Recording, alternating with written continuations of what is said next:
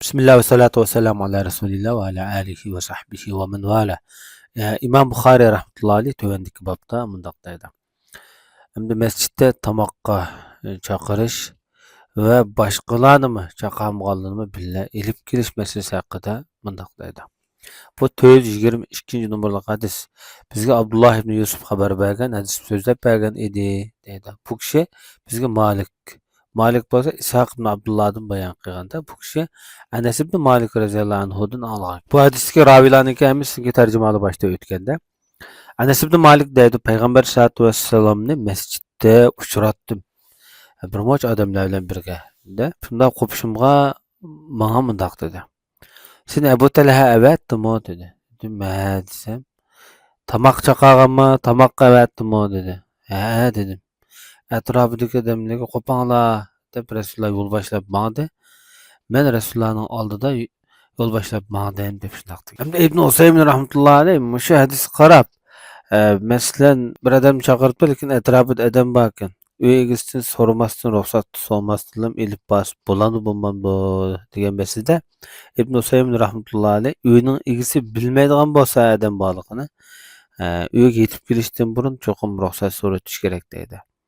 Agar hozirgidek masalan hadiskidek ahvollarni bilib, masalan shu mehmonni elib kelganligini bilgan bo'lsa, uning kerak yo'q. Elib kelaversa bo'ldi deb shunday degan. Endi bu masjidga aloqador mazmunlar bo'lg'achqa, masjiddagi turli xilma-xil mazmunlarni bu yerda yoritib beryapti Imom Buxoriy rahmatullohi alayh. Endi tövəndəki babda ayollar orasida masjidda hukm qilish, sot masalasini bir taraf qilish, ondan boshqa li'an qilish, muloina degan la'natlashish ayollar orasida. Bu ayrim bir tema hamda. Bu masjidda qozilik qilish masalasi tarixdan buyon amal qilinib kelayotgan bir masala. Bugungi kunda masalan bu Darul Mahkama, Darul Qazo degandek ayrim o'rinlar maxsus belgilangan bo'lsa, lekin islomiyatning dastlabki davrida bunday masalalarni asosan masjidda hal qiladi. Li'an masalasiga kelsak, ayollar orasidagi la'natlashish.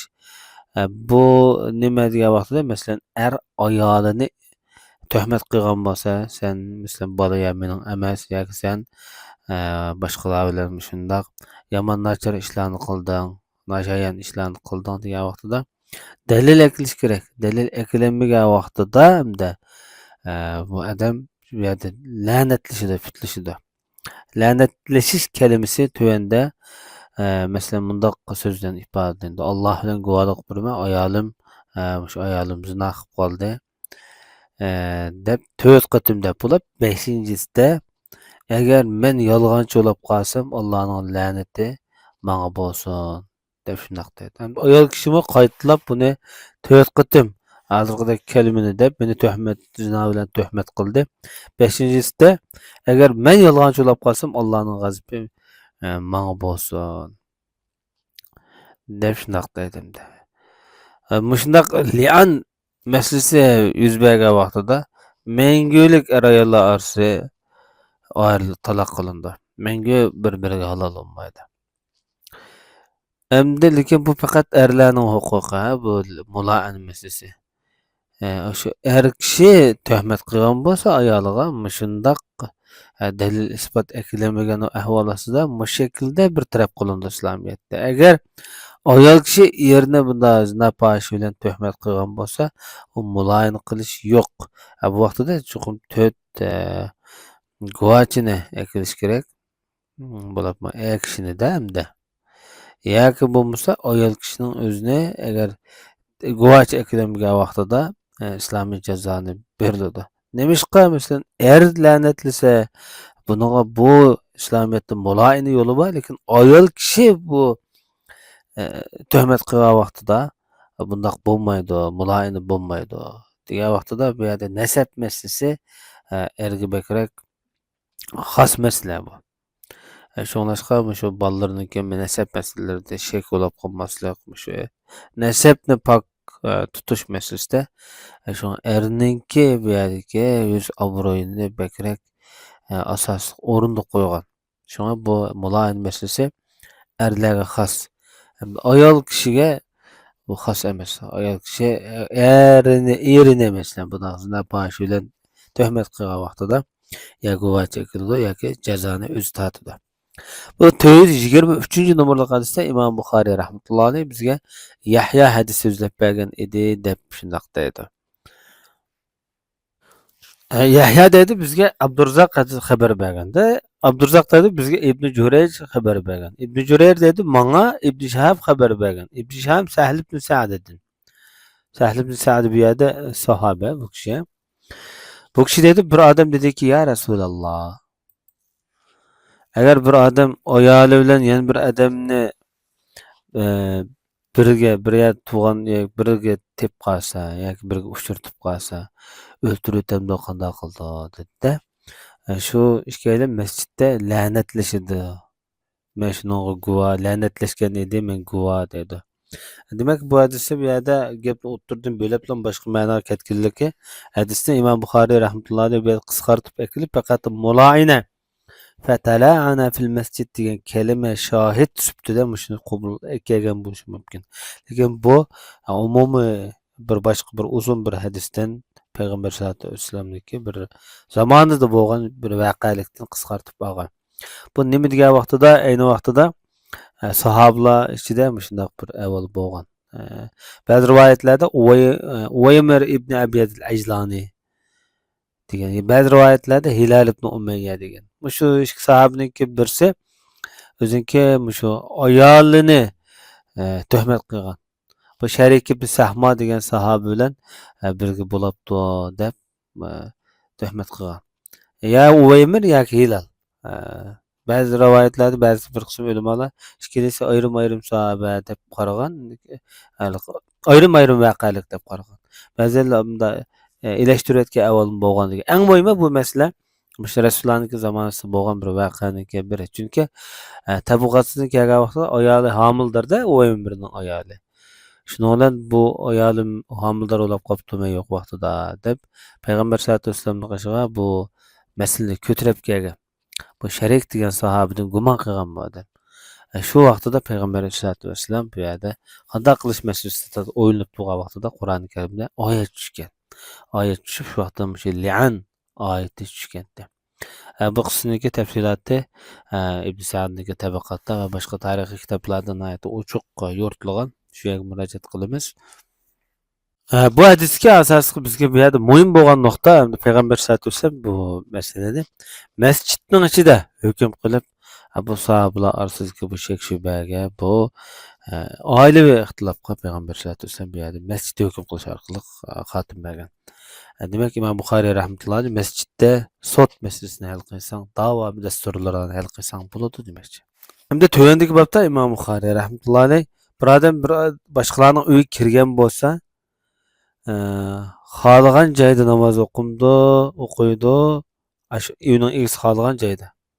Yoki buyurilgan joyda, ya uyda o'qisa, ya ma joyda o'qislar degan yerda o'qiydi. Hargiz vala yatajassasu. Bundan degani men bu yerda o'qiydim, o yerda o'qiydim deb tipirlab, uyoq turib jumaydi demoqchi. Shuning mazmuni. Bu 424 numaralı hadis. Bu hadise İmam Buxoriy rahmetullohi alayhi bizga Abdullah ibn Maslama hadis so'zlab bergan edi. Bu zot dedi bizga İbrahim ibn Sa'd, ibn Shahab, Mahmud ibn Rabi'dan. Bu kishi Itban ibn Malik radhiyallohu anhudan bayon qilgan bo'lib, bu hadisga ravilarning hammasini tarjimali o'tgan illa Itban ibn Malik. Bu sahobaninki tarjimali bizga o'tmadi. Hamda İtban ibn Malik Ansari sahabalarniki bir Ansarlarniki Hazraj qabilasidan. Payg'ambar sollallohu alayhi vasallam bu zot bilan Hazrat Umar ibn Xattob radhiyallohu anhu qarindosh do'st bo'lgan. Badr, Uhud, Xandaq qatorliq urushga qatnashgan oxirgi mezgillarda o'zi ko'z qarg'ulab qolgan. Shu nuqtadan payg'ambar sollallohu alayhi vasallamdan bir uyda masjidda emas, uyda namoz o'qisam bo'lam deb ruxsat so'ragan. Hatto payg'ambar sollallohu alayhi vasallam bu kishiniki uyisida namoz o'qib bergan. Atayin bir chaqirib, shu mushani bir masjid chiqolmayman deb payg'ambar sollallohu alayhi vasallam shu bir joy hozirlab berishni, bir yer namoz o'qib berishni, tabarruk qilishni o'tingan. Payg'ambar sollallohu alayhi vasallam bu uyda kishiniki uyda namoz o'qib bergan.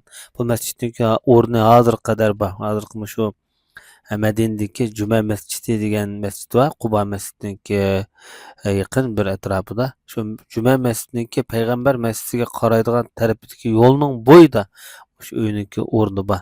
Hozir yo'lniki girviga kelib qoldi. Lekin nihoyatda buyuk sahobalarniki biri Hazrati Umar ibn Xattob roziyallohu anhu bilan qarindosh do'stona munosabatlarni o'tkazgan. Hazrati Muaviyaniki zamonasida o'lib ketgan. Hamda bu kishi payg'ambar sallallohu alayhi vasallamdan shu azonni anglamsiz deb so'raganda Rasululloh bu kishidan. Degan vaqtda ruxsat qilmagan deyildi. Lekin payg'ambarimiz uyda namoz o'qib bergan bu kishiniki hamda. Uyda namoz o'qib bergan. Shu yana hamda tavarruk qilish maqsadida ancha-muncha nafl namoz, sunnat namoz o'qish uchun o'ziga muntazam o'rin qilib bekitib olgan bu odam. Hamda siyosiy jihatdan qo'shgan tuhfasi qatorida masalan Badr deymiz. Badr g'azotida turli urushlarga payg'ambar sallallohu alayhi vasallam bilan birga qatnashgan bu siyosiy jihatdagi bu odamniki ortiqchiligi. Undan boshqa bu odamniki o'lib ketgan o'rni masalan Vasda, Iroqda masalan. Ma'lum. Bu kishini hadis rivoyat qilgan raviylar haqida kelsak, Anas ibn Malik hadis rivoyat qilgan sahoba Mahmud ibn Rabi' qatorliq kishilar bu kishidan hadis rivoyat qilgan. Ilmiy jihatda qo'shgan tuhfasi qatorida Imom Buxoriydan bu kishiniki umrdan hadis va Sahih Muslimda 4 dona hadis va Nasaiyda 3 dona hadis va Muvatta Imom Malikda 1 dona hadis va Musnad Abi Dawud Tayalisida 1 dona hadis va demak bu kishiniki hadis ilmi qo'shgan yoki islomiy ilmlar qo'shgan tuhfasi shu deyishga bo'ldi. Bu kishi deydi haqiqatan payg'ambar sallallohu alayhi vasallam bu kishiniki uyiga keldi, kelib dediki, men sizning uyingning nerda namoz o'qib bersam yaxshi ko'rsa dedi. Payg'ambarimiz so'radi.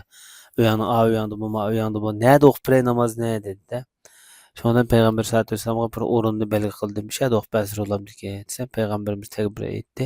Biz Rasulullohning aqsi sap bo'ldik, kirgan namoz o'qidi dedi. Bu joyda ham o'zi maxsus namoz o'qidigan joy qilib, o'zi oilaviy uy masjid qilib bekitmoqchi. Bu muborak masjid hozir qadar bor. Bugungi darsimiz mushayich bo'lgan. Sallallohu alayhi va Muhammad va ala alihi va sahbihi ajma'in.